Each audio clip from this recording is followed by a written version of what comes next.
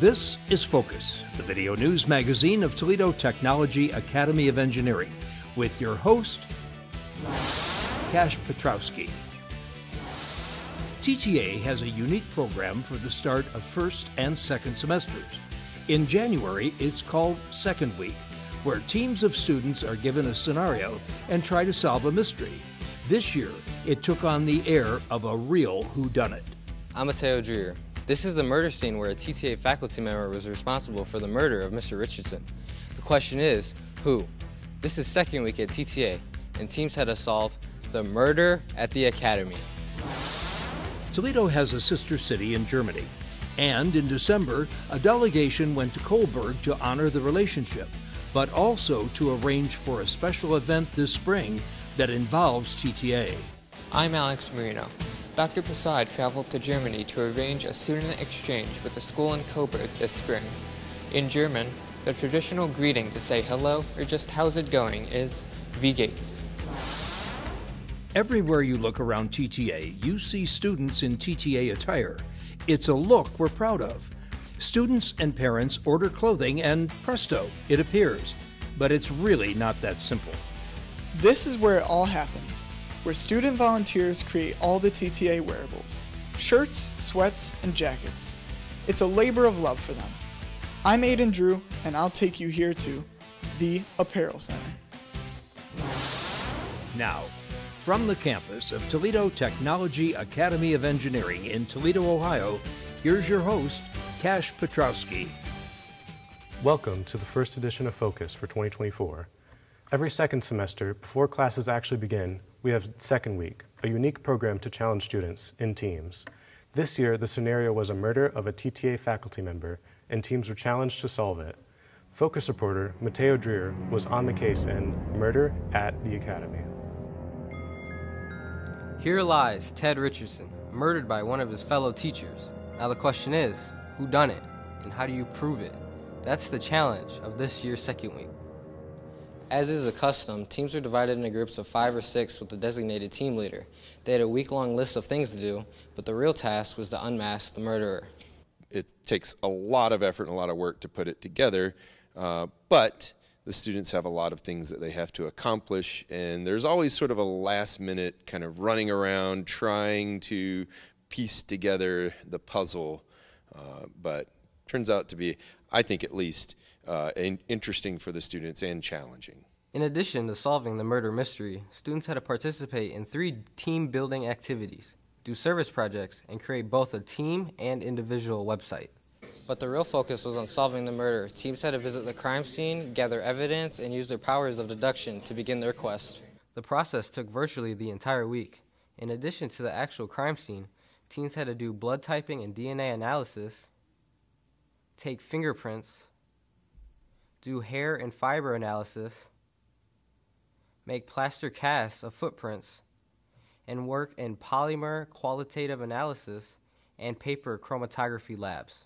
In order to pursue many of these evidence-gathering procedures, there was a legal requirement. Just to be compliant with the Fourth Amendment, students had to have probable cause in order to secure a pre-approved search warrant and ultimately an arrest warrant from the TTA magistrate. They need 2 pieces of non-circumstantial evidence to request a warrant to check a suspect's shoe prints, fingerprints, or blood type.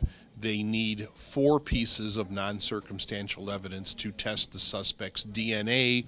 One of those must either be blood type or footprint, and then they need at least 5 pieces of evidence, including the ones they had to get warrants for, in order to ask for a warrant to arrest their suspect. Narrowing down the suspects was not easy. There were twists and turns everywhere, and it took some real evidence gathering to get that coveted arrest warrant.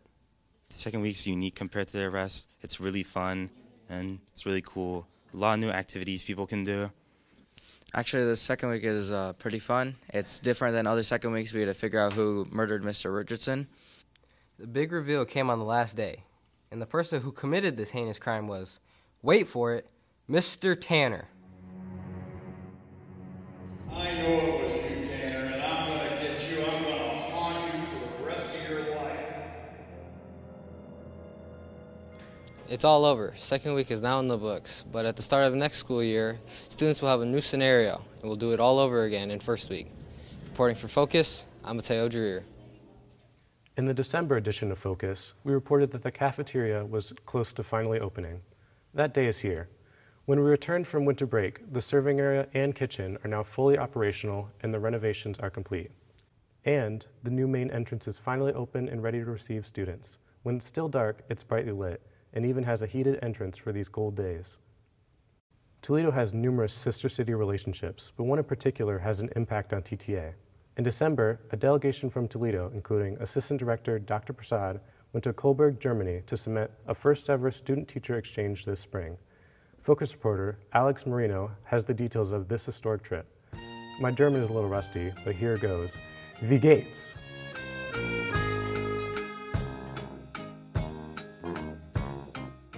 Colburg, Germany is in Bavaria, not far from Nuremberg, and is one of Toledo's sister cities.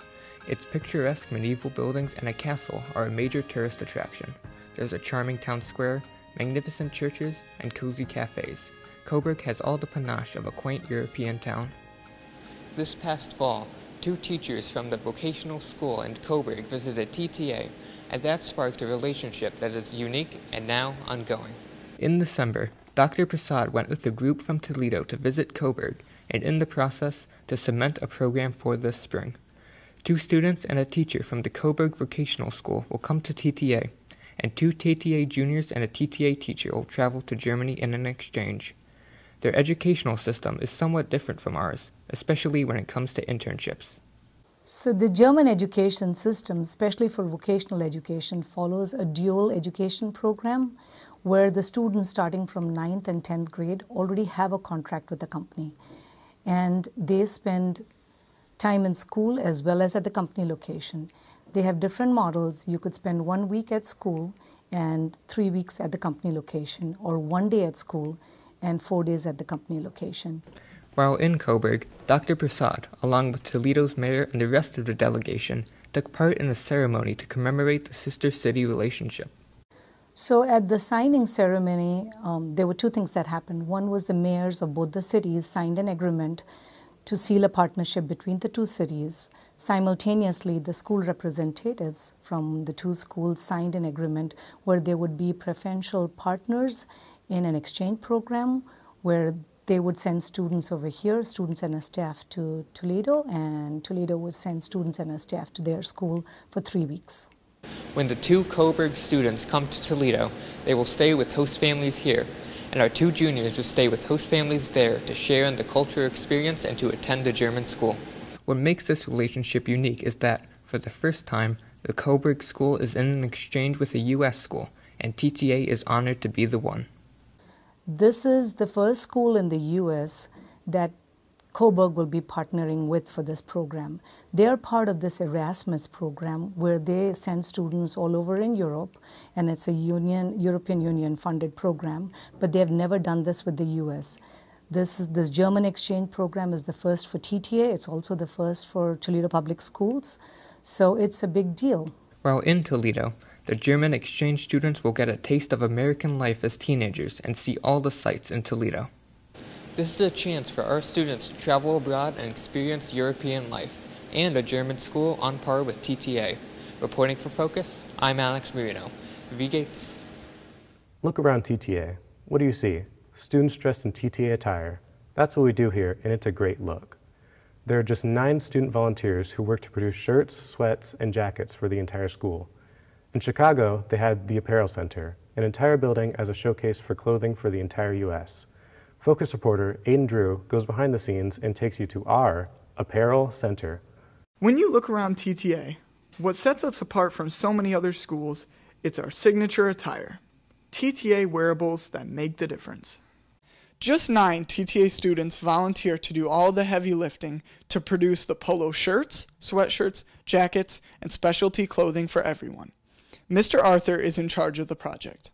Nobody right now understands in this school the amount of work that it takes for all of our students to put together uniforms and organize it.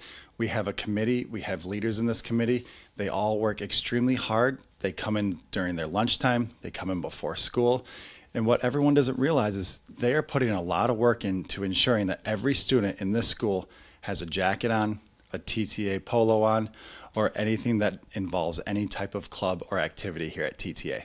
They do it all. They design logos for clubs, organize orders for students and parents, press logos on everything, and distribute the orders. They are truly a fulfillment group, and it's a labor of love. We do a lot of work, and we do it all as a team, like a group effort. We come in at lunch, before school, and sometimes after school to make sure that the job gets done and to make sure that everybody is wearing a shirt. Each Friday at 7:15, they have a staff meeting and schedule the week's work. Zach Saloff and Xavier Coleman are seniors on the UT campus, but they were among those who started the group, and they come to TTA every Friday to assist. Designing is one of the big things that I like to do, so I still enjoy making designs for the groups. Starting at the end of our sophomore year, we like to come back and just kind of help out and kind of keep the program alive. In fact, recently, the group designed logos for the Gamers Guild and Quiz Bowl. The most recent design was for recycling, but it's not just these two. Others work in graphics and submit designs, but the group decides on the final design. It's decision by committee. It's really fun to design.